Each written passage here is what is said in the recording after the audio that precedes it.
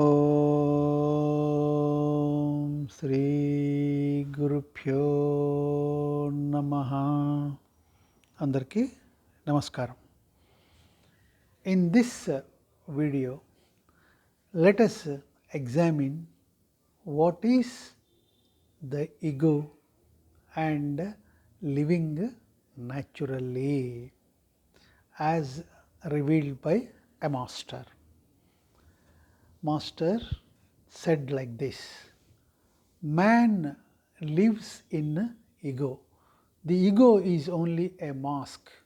It is not your real being and reality.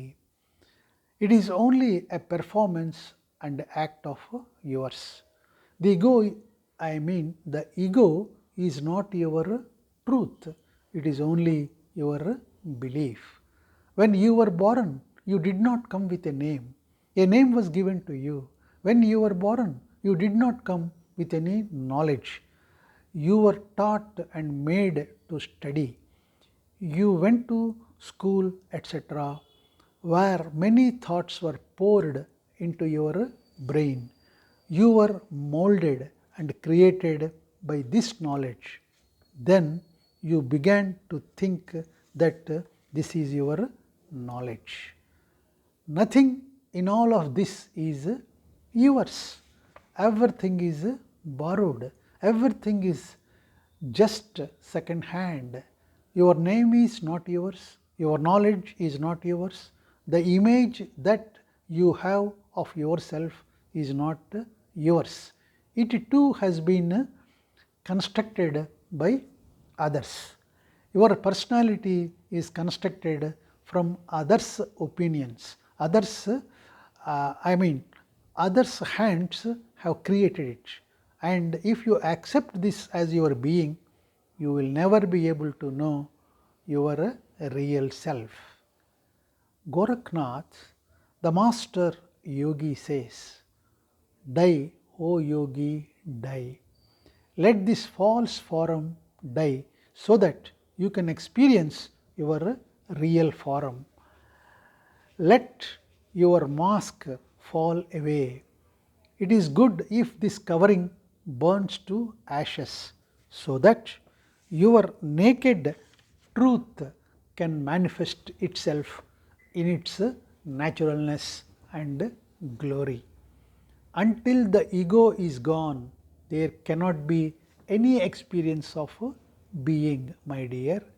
And how can one who does not even experience his own being, the self, his soul, become conscious of the soul of the universe?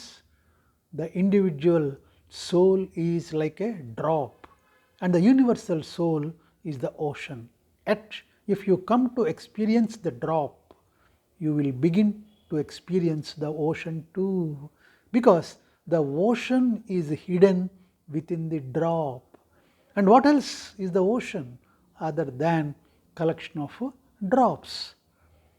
You are like a ray of light, and the universal self is the sun. The sun is nothing but the combining of these rays. The universal self is the combination of all of us. It is the totality of all of us. You go on searching for the universal self, Paramatman, truth, God, nature. But you have not yet destroyed your ego. You have not yet recognized even this one ray that is you, and you go on in search of the sun. You will wander far. Right now you are false. So whatever you find will also be false. The false cannot attain to the truth, and the false will only find greater falsities, my dear. The ego is false, a drama. So whatever you do while this drama is playing will be illusory. You can make vows, you can do ascetic practices, disciplines, you can fast, abandon your home and go to the jungle, but nothing will come out of it. The ego just will make new ornaments from all of these, and it will just become more beautiful. From this, your ego will not die but become more nourished. And until the ego dies, there can be no experience of the soul. To experience the soul, the ego must die and be lost. Goraknath says, the sage, the death I am telling you about is very sweet, my dear. If one dies this death, then life is nothing but sweetness. Truth is very sweet when you experience it. It is the taste of nectar. It permeates the body and heart. You are filled with it, overflowing with it. Certainly, someone who has found the truth is fulfilled. But droplets of this fulfillment also start falling on those who are near him, lightly showering on those who sits in his shelter. But one must first die. This is the condition. If this false dies, then truth is born. The truth is present within you, but imprisoned in a wall of lies. We have hidden our soul behind the veil of ego. The veil is on your eyes and it is covering you. The universal self is completely naked, unveiled. The universal self exists all around you, but you need eyes to see it. How this sweet death referred to by sage Goraknath happens, and what is the process? What is the essential discipline? Everyone dies, but there are differences in dying.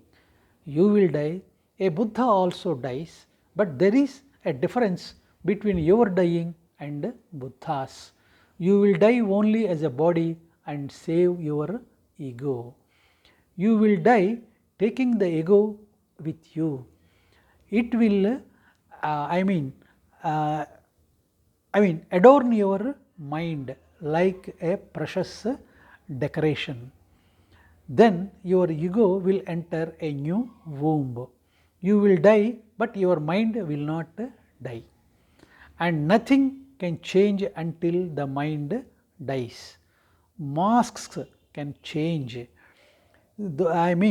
Houses can change, but the journey is the same. Just going round and round like an old ox in a grain mill.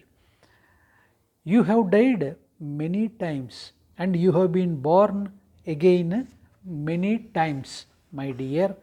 The ego hides all your diseases inside itself, enters a new womb and starts taking a new body. But the desires are old, the diseases are old, the miseries are old, its graves are old grooves. You will just begin to move again and you will get tired and fall again, die again. This has happened many times, my dear. Buddha also dies, but there is a difference between your dying and Buddha's dying. Your ego does not die, it only abandons the body. But whereas a Buddha dissolves his ego, burns up his ego before his aboundness, before he abandons the body.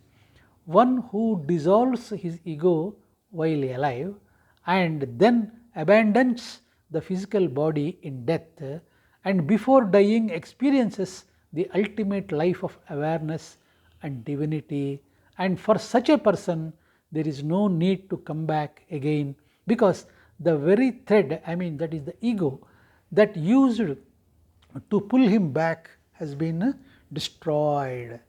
The beings, the soul has no birth, no death. It is only the ego that is born and can die. And someone who is released from the ego is eternal. Then he does not die and he is not born again. Then there is a life that is forever and beyond time. Then you are as big as sky, that is your self nature. Please remember, my dear. Sage Gorakhnath says that everyone dies ordinary death, but there is a special death for man, and that is to die into enlightenment. When you let the ego go, then you are awakened, immersed in meditation and in the presence of divinity. Now, what is the secret of the ego's existence? If this is understood, then the art of dying will also be understood. The ego lives in extremes, and these are the life forces of the ego. Perhaps you have never considered it and thought about it, looked at it with awareness that the abode of ego is in extremes. More and more, this is the ego's way of life. Rupees 10,000 should become 1 lakh, and more and more. Ego lives in insanity, extremes, and the extreme can be of anything, whether it is of money or knowledge or of power or renunciation or name and fame, but more is needed. Such is the desire of mind, the race of the ego. For more, what direction you run, in whatever direction you run in makes no difference. The ego lives in extremes, whether it is the extreme of money, of indulgence, or of discipline. If you stop in the middle, the ego will die. This is why Buddha calls the path the middle path, exactly in the middle. And there is a beautiful story in Buddhism. Buddha initiated a youth, the emperor of Shrona. The people in the capital could not believe it that Shrona would become a monk. Even Buddha's monks could not believe it either. When Shrona came and fell at Buddha's feet and said, "Master, initiate me, make me a monk." Shrona was an emperor and he was famous for his indulgence in women, wine, etc. He had made his palace into a paradise.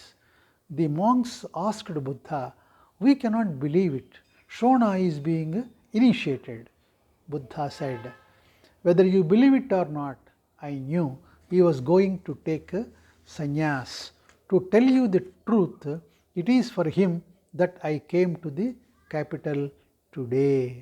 What goes to one extreme will go to the other extreme also. Indulgence is one extreme. Shrona did it completely. Now there is no way to move, no way to satisfy the ego any further in that direction. He has whatever is possible in that world. Now a wall has appeared in front of the ego. Now where can the ego go? The ego always demands more. Now there is not any more. So the ego must return, must go back in the opposite direction. It is like the pendulum of a clock. It goes all the way to right and as again to return to left. It gathers momentum in the process of going to extreme. Similarly, when someone who has a subtle vision will be able to see that a person who goes into extreme indulgence, when one goes into extreme indulgence, will one day go into extreme austerity also. So Buddha said, "Wait a few days and you will see the truth of what I am saying." Soon it became clear to everyone. The other monks walked on the well paved road, but Shrona walked through thorns and the brush. The other monks wore clothes, but Shona used only a lion cloth. The other monks ate once in a day, but Shona ate only once in 2 days. The other monks kept a begging bowl. Shona did not.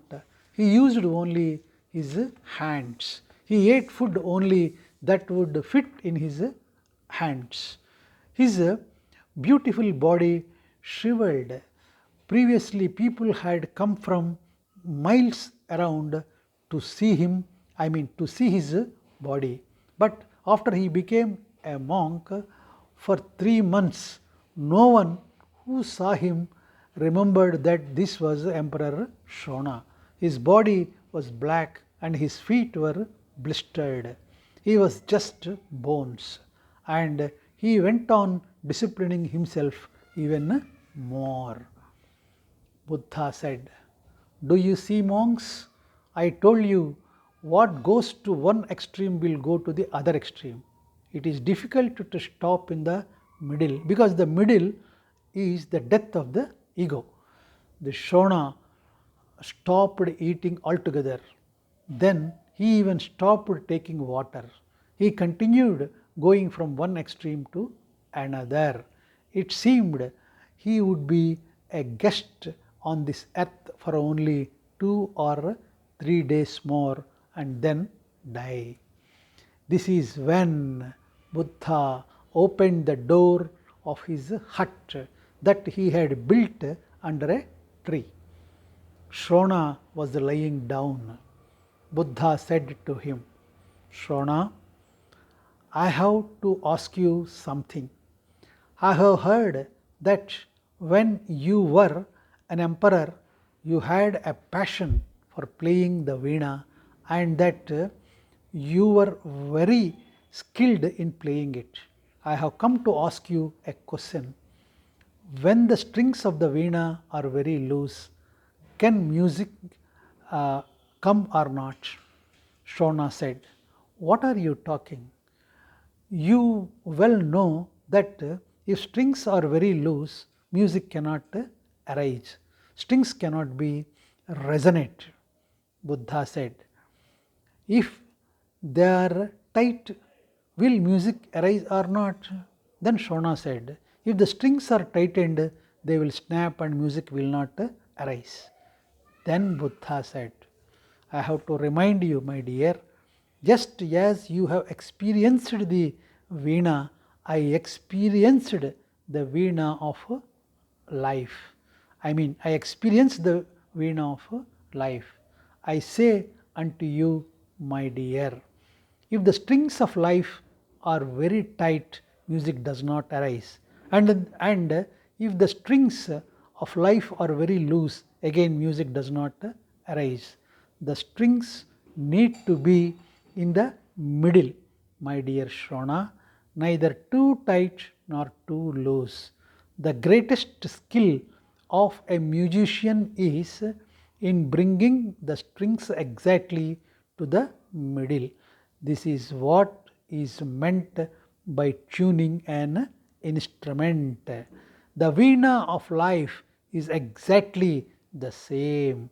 Buddha said, "It is enough, Shona. Wake up now. I was waiting for you to come to the extreme. At first, your strings were very loose. Now you have tightened them too much. Music of divine did not happen then. Now, can it happen now? Are you experiencing enlightenment? What are you doing? Previously, you stuffed yourself with food and now you are fasting to death. Previously, you never went barefoot.